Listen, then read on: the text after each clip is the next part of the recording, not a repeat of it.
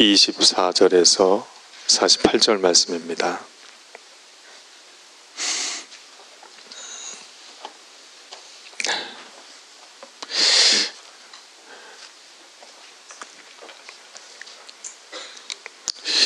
오늘 우리가 보게 되는 사람은 지난주에 이어서 고넬료라는 사람입니다.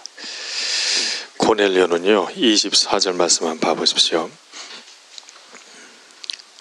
고넬료가 그의 친척과 가까운 친구들을 모아놨다고 그랬어요. 집에 아마 경사가 있는 것 같아요. 아주 중요한 일이 있을 때 우리가 친척들 다 불러 모으지 않습니까? 그리고 또 가까운 친구들까지 모았으니까 아주 집에 중요한, 아주 귀한 손님이 오는 것 같아요. 24절 다시 봐보세요. 그가 어디에 있냐면 지금 가이사랴에 있습니다. 가이사랴는요, 이스라엘 북부에 있는 그 동네이고 로마 황제의 이름을 딴 동네입니다. 그러니까 이 가이사라는 동네는요, 로마식 문화가 굉장히 많이 발전해 있을 것 아닙니까? 그리고 또 이스라엘 내에 로마식 이름을 땄기 때문에 로마 사람들이 생각하는 로마의 이방신들을 섬기고 또한 로마 황제를 중요하게 생각하는 그런 동네입니다. 이 가이사랴, 이걸 기억해 주시기 바랍니다. 그런데 이제 이 갑자기 계속해서 베드로를 시작해서 이제 바울, 모든 그 사도들, 그리고 또 예수님의 제자들의 놀라운 능력과 그리고 또 복음이 전파되는 것을 얘기하다가 갑자기 이방인 고넬료가 나온단 말이에요. 왜 갑자기 이방인 고넬료를 하게 되었을까?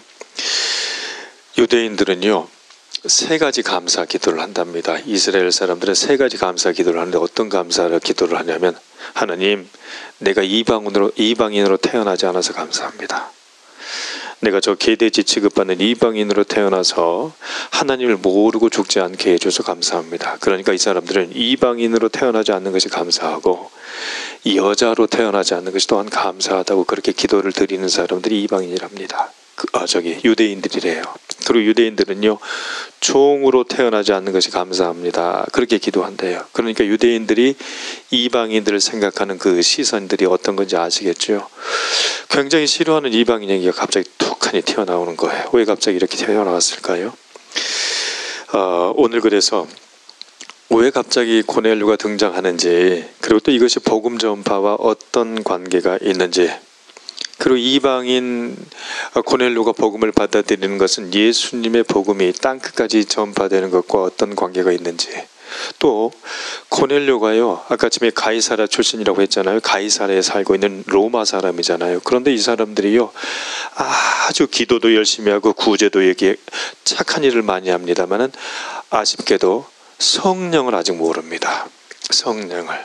그 사람 중에 아주 법도 없이 살 수 있는 사람들 많잖아요. 아주 저 사람 보면 인품이 훌륭한 사람들 있잖아요. 저 사람은 정말 저 사람은 죽어서 천국 갈 수, 그렇게 보이는 사람들이 있는데 성령을 모른다고 얘기하면 천만의 말씀입니다. 성령을 알아야 그 인생이 제대로 된 인생이라는 것을 오늘 본문을 보여주고 있어요. 그리고 그러면 고넬료 사건이 지금 우리가 살아가는 이 현 세대를 살아가는 우리 교회에 어떤 의미가 있을까? 그거를 오늘 한번 같이 묵상하고 싶습니다. 자, 오늘 24절에서 31절까지 같이 합독할게요. 이튿날 가이사랴에 들어가니 고넬료가 그의 친척과 가까운 친구들을 모아 기다리더니 마침 베드로가 들어올 때에 고넬료가 맞아 발 앞에 엎드려 절하니 베드로가 일으켜 이르되 일어서라, 나도 사람이라 하고 더불어 말하며 들어가 여러 사람이 모인 것을 보고 이르되 유대인으로서 이방인과 교제하며 가까이 하는 것이 위법인 줄은 너희도 알거니와 하나님께서 내게 지시하사 아무도 속되게 하거나 깨끗하지 않다 하지 말라 하시기로 부름을 사양하지 아니하고 왔노라. 묻노니 무슨 일로 나를 불렀느냐? 고넬료가 이르되 내가 나흘 전 이맘때까지 내 집에서 제9시 기도를 하는데 갑자기 한 사람이 빛난 옷을 입고 내 앞에 서서 말하되 고넬료야, 하나님이 네 기도를 들으시고 네 구제를 기억하셨으니. 아멘. 오늘 우리가 먼저 읽은 그 합독한 말씀에서 보면 본문은 고넬료를 굉장히 칭찬하고 있지요. 자, 31절부터 봐보세요. 하나님이 고넬료의 기도와 구제를 기억했다, 그렇게 얘기해요. 그러니까 고넬료는 하나님의 사람이란 얘기예요. 기도하고 구제한 사람이에요. 25절 말씀 봐보세요. 고넬료는요, 또한 말씀에 대한 열심이 있었어요. 베드로 사도를 자기 집에 청하잖아요. 그런데 25절 보니까 고넬료가 베드로가 들어올 때에 발 앞에 엎드려서 절을 했다고 그랬어요. 고넬료는 백부장입니다. 쉽게 얘기하면 100명의 직원이 있는 회사 사장이라고 생각해 보십시오. 100명이 있으면 작은 회사가 아니잖아요. 근데 그 100명 있는 그 회사 사장님이 다들 모르는 사람인데 초대해놓고 그냥 갑자기 와서요, 절을 한다고 생각해 보세요. 그럼 그 아래 사람들이나 주위에 있는 사람들이 깜짝 놀라지 않겠습니까? 고넬료는요, 지금 뭔가 무엇 때문인지 몰라도 굉장히 뭔가 열심히 있고 또 겸손한 사람이기도 해요. 자, 백부장이면 참 상관인데 그렇게 높은 사람이 꿈에서 천사의 지시를 받은 것 외에는 아무런 일면식이 없는 베드로를 청해서 느닷없이 절을 해버리는 거예요. 그러니까 고넬료의 성품을 우리가 알 수 있겠죠. 겸손한 사람이에요. 33절 말씀 봐보세요. 33절에서 뭐라고 그랬냐면, 내가 정말 주께서 당신에게 명하신 모든 것을 듣고자 하여 하나님 앞에 있습니다, 그랬어요. 분명히 지금 고넬료는 누구 앞에 있죠? 베드로 앞에 있어요. 근데 베드로 앞에 있는 것을 뭐라고 그랬죠? 하나님 앞에 있다, 이렇게 얘기할 만큼이나 지금 겸손한 사람이에요. 그리고 또 그는 기도하는 사람이었어요. 30절 말씀 봐보세요. 내가 내 집에서 제9시 기도를 하고 있는데 천사가 나타났다. 그리고 나서 너를 청하라고 그렇게 얘기했다, 이거 아닙니까? 그런데 제9시 기도라고 되어 있는데 유대인들의 시간은요, 지금 우리 시간에 6시간만 보태면 됩니다. 거기에다가 플러스 6 써놓으십시오. 그러니까 9시니까요 6시간을 보태면 몇 시간입니까? 15시죠. 15시를 이제 오후 시간으로 환산하면 오후 3시가 되는 거예요. 그러니까 유대인의 시간에다가는 6시간을 더하면 이해가 됩니다. 어제 베드로가요, 보자기 환상을 볼 때가 기도하고 있었습니다. 육시 기도를 하고 있었습니다. 정오 기도죠. 베드로도 기도한 것처럼 지금 고넬료도 그러니까 시간을 정해놓고 기도하는 사람이다, 이거예요. 사랑하는 성도 여러분, 이렇게 시간을 정해놓고 작정으로 기도하는 것이 굉장히 좋습니다. 우리가 아는 것처럼 다니엘도요, 하루에 3번씩 기도하지 않았습니까? 시편 57편 16절 보니까요, 다윗이 저녁과 아침과 새벽을 정해놓고 기도하였다, 하나님께서 들으셨다, 이렇게 얘기합니다. 아무튼 이렇게 작정 기도하는 것, 시간을 정해놓고 기도하다가 보니까 30절 말씀 봐보세요. 빛난 옷을 입고 어떤 사람이 내 앞에 서 있더라. 기도하다가 환상을 보게 되는 겁니다. 우리도 시간을 정해놓고 기도할 때 우리가 모르는 신비한 방식으로 주님이 우리를 만나 주실 것을 믿음으로 선포하는 저와 여러분이 되시길 주의 이름으로 소망합니다. 기도의 이력입니다. 작정 기도를 그렇게 하더라, 이거예요. 이렇게 고넬료는요, 기도하는 사람이고 겸손하고 또한 구제해서 백성들한테 칭찬을 많이 받는 사람입니다. 그리고 환상까지 보는 영적인 사람이에요. 근데 아쉽게도 고넬료가 성령을 몰랐습니다. 성령을 몰랐어요. 아까 지금 제가 가이사랴 얘기했죠. 근데 지난주 여러분 기억나십니까? 사마리아에서 사도들이 기도할 때 성령을 받고 사마리아에 사는 그 마술사 시몬이 세상에 이런 권능도 있구나 하고 그것을 돈으로 살려고 했던 거 기억나시죠? 사마리아 성에서도 그러니까 아직 성령을 몰랐다는 얘기입니다. 가이사랴 역시 사마리아에 사는 사람들처럼 아직 성령을 몰랐구나 하는 것을 알 수가 있어요. 자, 다시 한번 봐보세요. 44절 이제 한번 볼 거예요. 44절 말씀 봐보세요. 베드로가 이 말을 할 때에 성령이 말씀 듣는 모든 사람에게 내려오셨다 그랬어요. 그리고 45절도 봐보세요. 베드로가 함께 온 할례 받은 사람들이 이방인에게도 성령 부어 주심으로 말미암아라고 되어 있어요. 그러니까 이방인들에게도 성령을 부어 주시지 않았다. 이방인들은 아직 성령을 모르고 있었다. 그 말이 되는 거예요. 이스라엘 내에 이방인들이 많습니다. 고넬료처럼 로마 사람이죠. 그리고 가이사랴라고 하는 특수한 지역에 사는 사람이에요. 다른 거 어렵게 생각할 것 없습니다. 지금 우리 월곡동에는요, 고려인들이 사는 동네 있죠. 그런 동네에 사는 사람이라고 생각하면 돼요.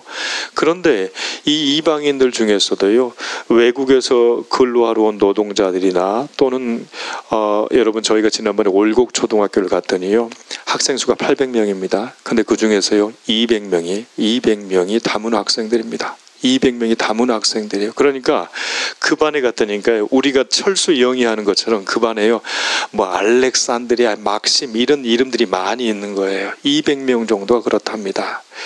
그 200명 중에서도 아주 정말 한국 사람보다 더 착하고 기도하고 열심히 일하고 선행을 하고 칭찬받는 사람도 있을 것 아닙니까? 그런데 이 사람들이 그 나라에서 살아왔기 때문에 한국 문화를 몰라요. 한국 사람들 정신을 잘 몰라요. 그런 것처럼 그 당시에 유대 땅 이스라엘에 살았지만, 외국인으로 살았지만, 착하게 살았지만 이스라엘을 믿는 사람들, 하나님을 모르고, 그리고 그 당시에 살았던 예수의 복음을 모르는 사람들이 있었다 이거예요. 그래서 이 사람들에게 뭔가 복음의 빛이 들어가야 될 것 아닙니까? 그래서 베드로가 그 일을 하게 된다. 이것을 오늘 얘기하고 싶은 거예요. 자, 이제 베드로를 한번 살펴볼 거예요. 이 당시에는 어떤 당시입니까? 큰 박해가 있어서 그 사도들과 제자들이 여러 지역으로 흩어졌다고 하지 않습니까? 그렇기 때문에 이 당시는요, 큰 박해로다가 사람들을 잡으러 다니는 거예요. 그러니까 사울 얘기가 나오는 것이죠. 그래서 베드로가요, 어디로 갔는가 한번 봐보세요. 32절. 베드로도 쫓기는 신세였던 것 같아요. 32절 보면 뭐라고 되어 있죠? 같이 한번 읽어주세요. 사람을 요바에 보내어 베드로라 하는 시몬을 청하라. 그가 바닷가 무주장이 시몬의 집에 유숙하느니라 하시기로.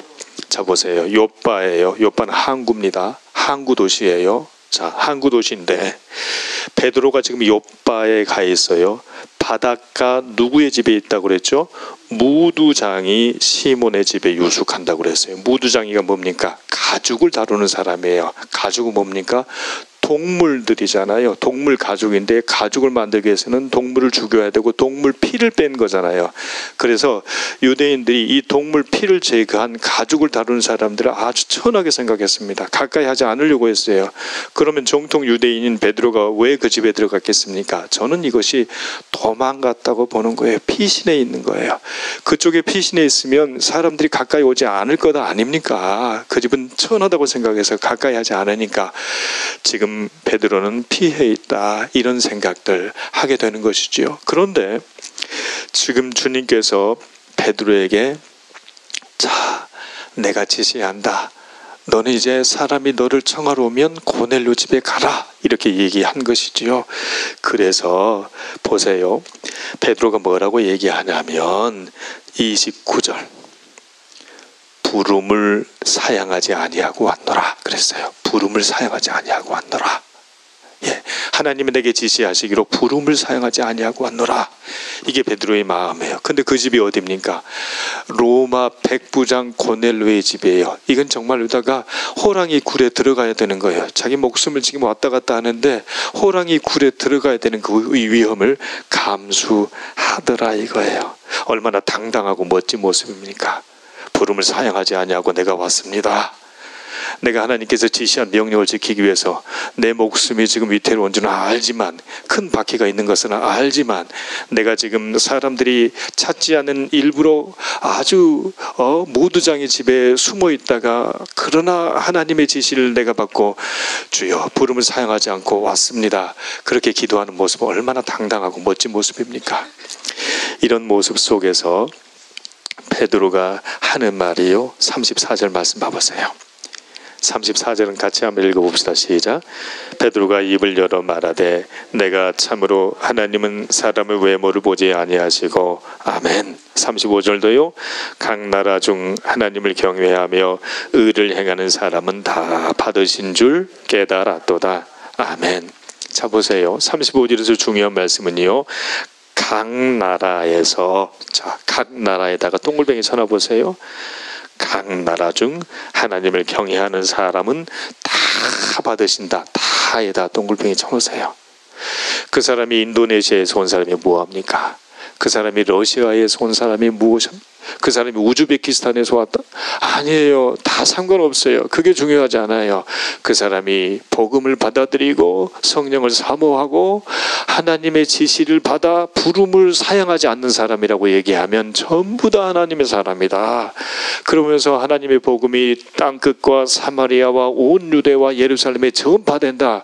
지금 그 얘기를 하고 있는 거란 말이에요. 그러니까 여기서 중요한 얘기는 각 나라와 다 받으시는 분이다. 이것이 중요하다 그 말이에요. 38절도 말씀 봐보세요. 이렇게 각 나라와 모든 사람들이 강조되는 것은요. 38절 같이 한번 읽어주세요. 시작. 하나님이 나사렛 예수에게 성령과 능력을 기름 붓듯 하였음에 그가 두루 다니시며 선한 일을 하시고 마귀에게 눌린 모든 사람을 고치셨으니 이는 하나님이 함께 하셨습니다. 아멘. 여기서 중요한 단어가 있는데 동글뱅이 쳐놓읍시다. 그가 두루 다니시며, 예수님이 두루 다니신 거예요. 예수님이 가고 싶은 데만 가고 나는 가기 싫은 데는 안 가고가 아니에요. 하나님이 명령하신 곳은 다 갔어요. 우리가 아까 처음에 노래 부른 것처럼 아골골짝 빈들에도 복음 들고 찾아가리라. 이게 지금 예수님의 마음 아니었습니까? 두루 다니시고 그 다음에 모든 사람을 고치셨다. 거기다 또 모든에다 동글뱅이 치세요. 모든 사람 두루두루 다니고 각 나라 족속에게 두루두루 모두, 이것이 예수님의 복음이 전파된 그런 모습 아니겠습니까? 병원 응급실에서 사람들이 실려오면 그 사람이요, 부자든 나이가 많든 전라도 사람이든 서울 사람이든 뭐 한국 사람이든 아니든 상관없이 의사들은 먼저 살릴 것 아닙니까? 그것이 복음입니다. 그것이 복음이기 때문에 지금 이방인에게도 복음이 증거됐다, 이 얘기를 지금 강력하게 하는 것이지요. 그런데 47절 말씀 봐보세요. 이에 베드로가 이르되 이 사람들이 우리와 같이 성령을 받았다 그랬어요. 우리와 같이. 이제 이 우리는 누굽니까? 유대인들. 유대인들 중에서 누구죠? 예수님의 복음을 듣고 예수님과 함께 했고 예수님의 권능과 능력을 받았고 예수님이 돌아가신 다음에 보혜사 성령을 내가 보내주겠다 하는 약속을 받은 유대인들처럼 아무런 분별이나 구별 없이 이제 이 이방인들도 복음을 받았다 하는 것이 오늘 말씀이지요. 성령은요, 예수님의 말씀을 생각하게 하는 영이잖아요. 그럼 우리가 성령을 어디에서 받을 수 있습니까? 오늘 성령을 어디에서 받았는가 다시 한번 살펴보기 위해서 44절, 45절 한번 같이 읽어봐요. 시작. 베드로가 이 말을 할 때에 성령이 말씀 듣는 모든 사람에게 내려오시니 베드로와 함께 온 할례 받는 사람들이 성령 부어주심으로 말미암아 놀라니. 아멘. 참, 베드로와 함께 온입니다. 함께 온 사람이에요. 예, 베드로와 함께 온 할례 받은 사람들이 성령 부어주심으로 놀랬다. 베드로가 이 말을 할 때에 성령이 말씀 듣는 모든 사람에게 내려오셨다, 이렇게 얘기했어요. 사랑하는 성도 여러분, 우리는 성령을 받은 줄 어떻게 알 수 있습니까? 방언하고 예언하고 신유하고 은사 보내고 고치고 통역하고 이런 것도 성령의 놀라운 권능이긴 하지만 무엇보다도 우리가 지금 예배의 자리에서 말씀을 듣고 있다는 것이 성령을 받은 증거입니다. 성령을 받은 증거는요, 말씀을 사모하는 거예요. 성령이 언제 내렸습니까? 이방인 고넬료에게 베드로의 말씀을 듣고 있을 때에. 그렇기 때문에 우리가 성령을 사모한다는 얘기는 예배를 사모하고 말씀을 사모한다는 것이지요. 사랑하는 성도들, 오늘 말씀을 여기서 정리합니다. 고넬료 사건의 핵심은 뭡니까? 고넬료 사건의 핵심은 이방인도 성령을 받는다. 그리고 그 성령을 받는다는 것은요, 말씀을 듣는 자리에 우리가 있는 것이다. 말씀을 듣는 자리에 우리가 있는 것이다.